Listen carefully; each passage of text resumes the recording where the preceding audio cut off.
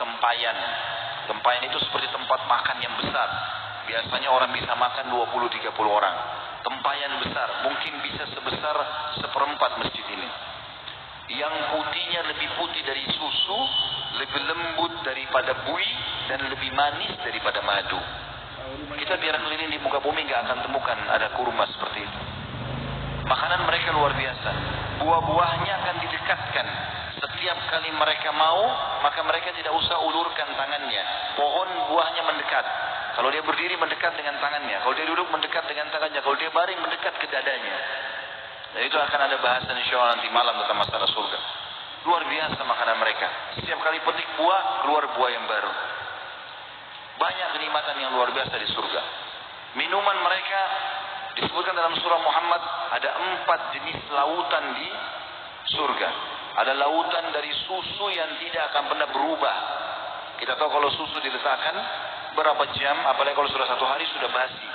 Tapi di surga lautan penuh dengan susu. Tidak akan berubah kata Allah.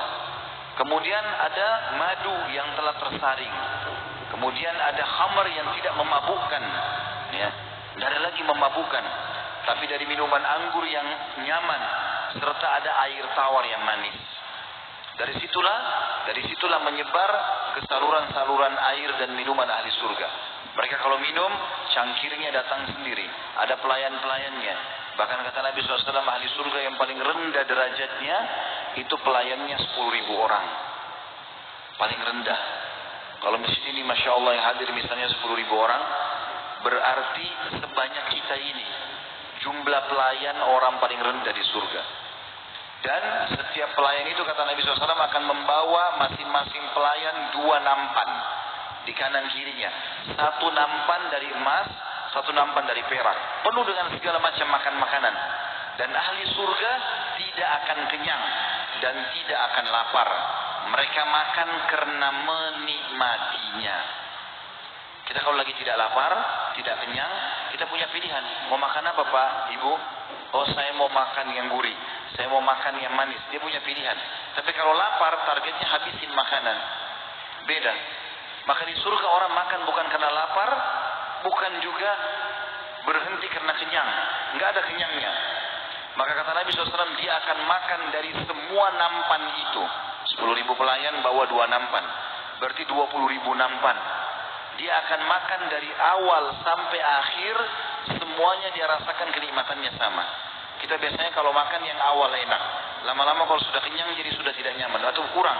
Kenikmatannya bukan seperti waktu awal kita mencobanya gitu ya. Tapi di surga seperti itu. Cuma neraka teman-teman berbeda. Allah juga akan siapkan makanan-makanan. Tapi mereka lapar. Allah siapkan minuman, mereka haus. Ya. Mereka haus. Tapi perhatikan apa yang Allah siapkan buat mereka. Disiapkan, diceritakan dalam Al-Quran makanan dan minuman. Jenis makanan mereka yang pertama adalah buah zakum. Buah zakum dikatakan terjemahannya adalah mayangnya seperti kepala syaitan. Tumbuh di bawah dasar neraka jahim. Setiap yang memakannya maka ususnya akan terburai. Allah mengatakan di dalam Al-Quran surah As-Saffat surah nomor 37 ayat 62 sampai 68. A'udzu billahi minasyaitonir rajim. Adzalika khairun nuzulan am syajaratuz zakum? Inna ja'alnaha fitnatan lidh-dhalimin. Innaha syajaratun takhruju fi aslil jahim. Tal'uha ka'annahu ru'usus syayatin. Fa innahum la'akiluna minha famali'una minha al-butun. Thumma inna lahum 'alaiha lasyauban min hamim. Makanan surga itu hidangan yang lebih baik ataukah buah zakum? Allah sudah jelaskan tentang surga sebagaimana tadi saya kasih gambaran sedikit tentang buah-buahannya. Masih panjang bahasan tentang makanan dan minuman ahli surga. Tapi Allah mengatakan makanan surga yang sudah aku jelaskan, apakah itu lebih baik dan kalian tetap mau mengejar buah zakum? Sesungguhnya kami menjadikan pohon zakum itu sebagai siksaan bagi orang-orang zalim dalam neraka. Sesungguhnya dia adalah sebatang pohon yang keluar dari dasar neraka jahim. Mayangnya seperti kepala syaitan. Maka sungguhnya mereka benar-benar memakan sebagian dari buah itu. Maka mereka memenuhi atau buah itu akan memenuhi perutnya atau mereka akan memenuhi perutnya dengan buah zakum itu. Kemudian sesudah makan buah pohon zakum itu pasti mereka akan mendapatkan minuman yang bercampur dengan air yang sangat panas. Kemudian sesungguhnya tempat kembali mereka benar-benar ke neraka Jahannam. Di dalam sebuah hadis yang sahih kata Nabi SAW, andai saja setetes buah zakum diteteskan di muka bumi ini, maka rusaklah semua kehidupan penduduk bumi. Bagaimana orang yang menjadikan atau dijadikan zakum sebagai makanannya. Dan ingat, penghuni surga tadi tidak lapar dan tidak kenyang, tapi penduduk neraka lapar. Allah buatkan mereka lapar. Lalu mereka teringat di dunia, semasa di dunia, mereka kalau lapar mereka makan. Maka mereka minta makanan. Pada saat mereka minta makanan, maka tangannya terikat, kakinya terikat, mulutnya terbuka secara otomatis. Lalu mau tidak mau, buah zakum itu akan dimasukkan. Lalu dia akan meleleh seperti minyak yang panas ke dalam tubuh, yang membuat seluruh otot-ototnya keluar, terlepas, tinggal tulangnya saja. Itu pun tidak mati. Itu pun dia tidak mati. Yang kedua, pohon daria, yaitu pohon duri yang sangat keras, tidak dapat menggebukan dan tidak menghilangkan lapar, dan dia selalu menyumbat tenggorokan sehingga keluar dari leher-leher penghuni neraka, tidak keluar dan juga tidak masuk ke dalam perut. Kita tahu teman-teman kalau mungkin pernah ketelan tulang, sakitnya luar biasa. Maka ini akan masuk mau tidak mau, tulang-tulang itu besar dan keluar dari pinggir kiri kanan, bagian depan dan belakang tenggorokannya. Ibnu Abbas menjelaskan, ya, pada saat tafsir firman Allah SWT surah Al-Ghashiyah, surah nomor 88 ayat 6 sampai ayat 7, A'udzu billahi minasyaitonir rajim, laisa lahum ta'amun illa min dari', la yusminu wa la yughni min ju'. Mereka tidak akan memperoleh makanan kecuali dari pohon dari' atau pohon yang berduri, yang tidak menggemukkan dan juga tidak menghilangkan lapar. Kata Ibnu Abbas, tidak bisa ditelan, tidak juga bisa dikeluarkan sampai masa waktu di mana Allah mau mencabutnya. Yang ketiga, gislin, yaitu nanah yang bercampur darah yang keluar dari tubuh penduduk neraka. Allah sebutkan dalam surah Al-Haqqah, surah nomor 69 ayat 35 sampai 37.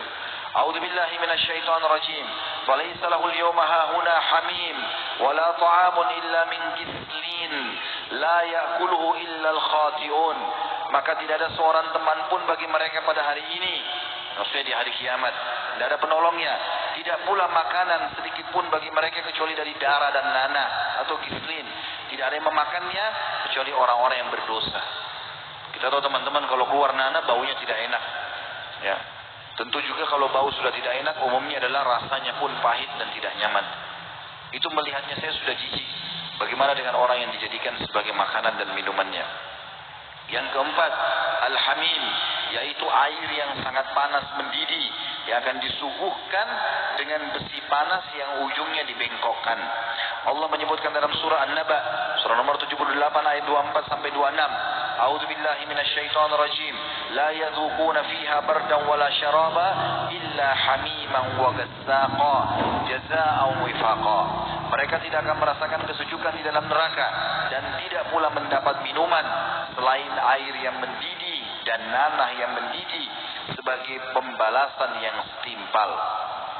Yang kelima, al-ghassaq, air yang sangat dingin. Menurut Ibnu Umar An-Numah adalah nanah kental yang jika setetesnya ditumpahkan di barat bumi, niscaya penduduk timur akan mencium bau busuknya. Allah sebutkan tentang ghassaq ini dalam surah Shad, surah nomor 38 ayat 57 sampai 58. A'udzu billahi minasyaitonir rajim. Hadza falyadhuquhu hamimun wa ghassaq wa akharu min syaklihi azwaj. Inilah azab neraka, biar mereka merasakannya atas pelanggaran mereka. Minuman mereka air yang sangat panas dan air yang sangat dingin, dan azab yang lain yang serupa itu berbagai macam. Tadi kata Ibnu Abbas ini adalah nanah yang didinginkan, yang baunya sangat busuk, kemudian dipaksakan masuk ke dalam tenggorokannya sehingga merobek seluruh tubuhnya. Yang keenam, as-sadid, yaitu air nanah yang bercampur darah. Ibnu Rajab berkata, air sadid akan membuat wajah mereka hangus, sekaligus membuat seluruh kulit kepala dan rambut mereka mengelupas. Allah sebutkan dalam surah Ibrahim, surah nomor 14 ayat 16 sampai ayat 17. A'udzu billahi minasyaitonir rajim. Min waraihi jahannamu yusqa min ma'in sadid yatajarrahu wa la yakadu yusighu wa yatihi al-maut min kulli makanin wa ma huwa bimayyit wa min waraihi azabun ghalidh. Di hadapan mereka ada jahanam dan dia akan diberi minuman dengan air nanah. Diminumnya air nanah itu dan hampir dia tidak bisa menelannya.